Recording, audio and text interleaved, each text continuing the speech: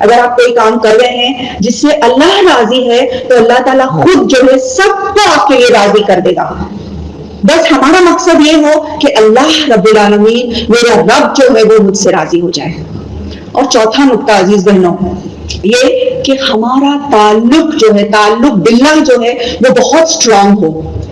Strong connection with Allah. ابھی strong connection کیسا ہوگا؟ ایٹ ٹائمز ایسا ہوتا ہے کہ آپ نے رات بھر فون چارج کرنے رکھ دیا لیکن وہ لوز کانٹیکٹ تھا.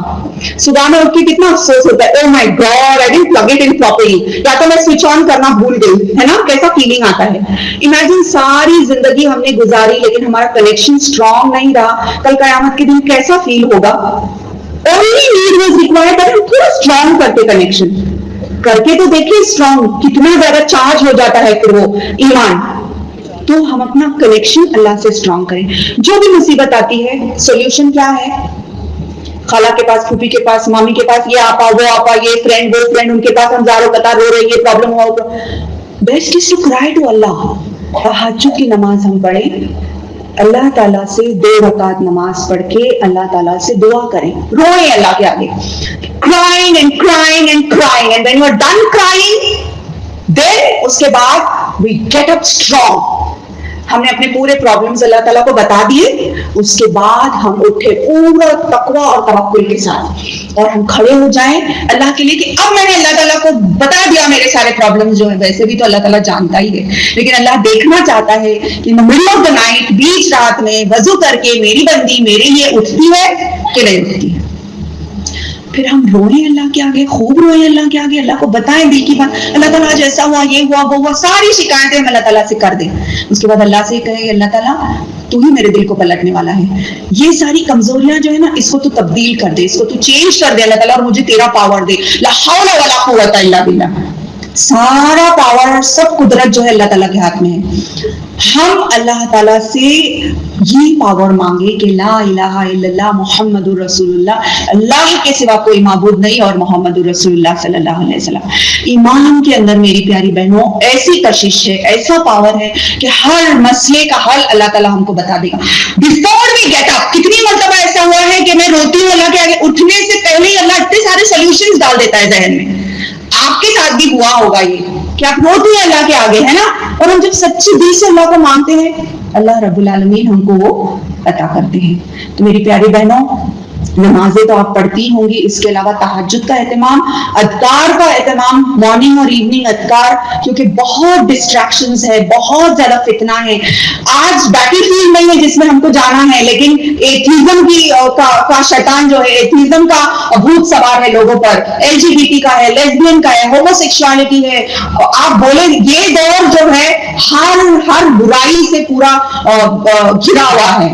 تو ایسے وقت میں جتنا اسٹرانگ کنیکشن اللہ تعالیٰ سے ہوگا اتنا ہی آسان ہمارے لیے ہوگا کہ ہم فیس کر سکیں دنیا کو، اس ورلڈ کو.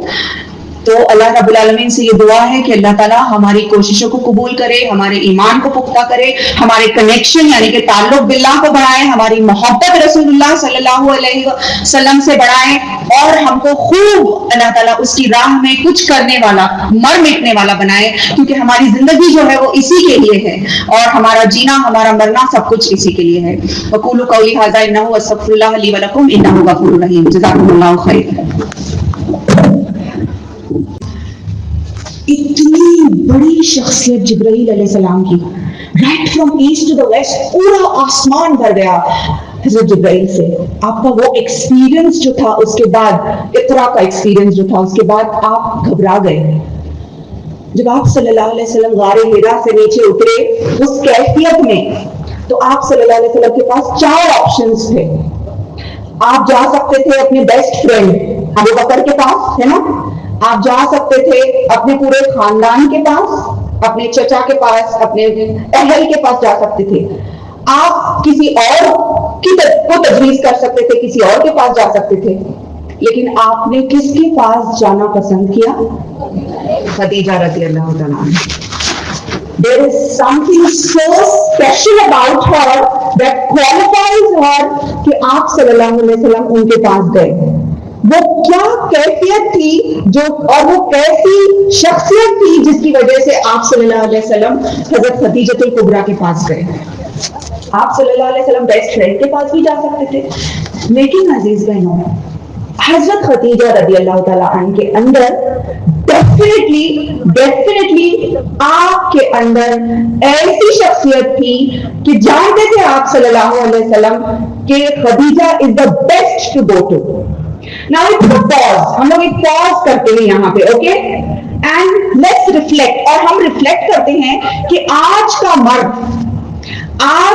اگر اس کے پاس کوئی میجر پرابلم ہوتا ہے تو وہ کس کے پاس جاتا ہے اور کیوں جاتا ہے اس کے پاس؟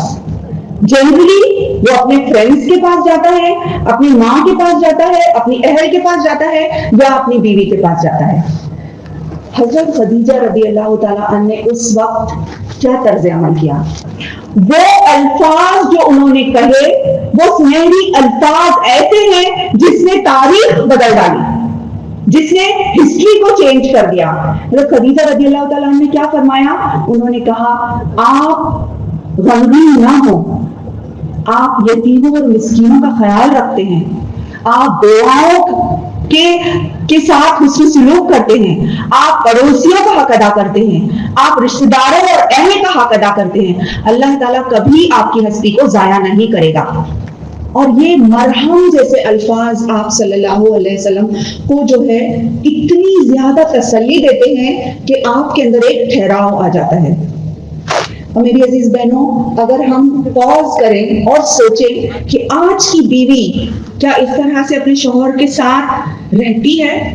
سب سے پہلے تو ہوگا یہ جنرلی کیا پاسبلٹیز ہے، ہوگا یہ کہ اگر میاں آتا ہے دفتر سے یا کہیں اور سے یا ایک میجر پرابلم لے کر آتا ہے تو یوزلی بیویاں کیسے ریئیکٹ کرتی ہیں؟ جنرلی یہ ہوتا ہے کہ ہاں میں نے تو کہا تھا آپ کو 40 دن سے آپ جا رہے تھے، کیا ضرورت تھی غار ہرا پہ جانے کی؟ کیا ضرورت تھی؟ گھر میں بچے رو رہے ہیں، گھر میں اتنی پریشانی ہے، آپ کو کیا ضرورت تھی یہ سب کرنے کی؟ اعوذ باللہ. اس طرح کے یا تو پرابلمز اور کریٹ کرتی یا کوئی اور سچویشن میں یہ بھی ہوتا کہ شاید بیوی اور زیادہ خود پریشان ہوتی اور کنٹرول نہیں کر پاتی وہ سچویشن کو. لیکن ہم اس سے بہت بڑا سبق سیکھتے ہیں. اس طرح کی کیفیت ہونی چاہیے اگر ہم چاہتے ہیں کہ ہماری آنے والی نسلیں جو ہے ان کے اندر لیڈرز پیدا ہوں.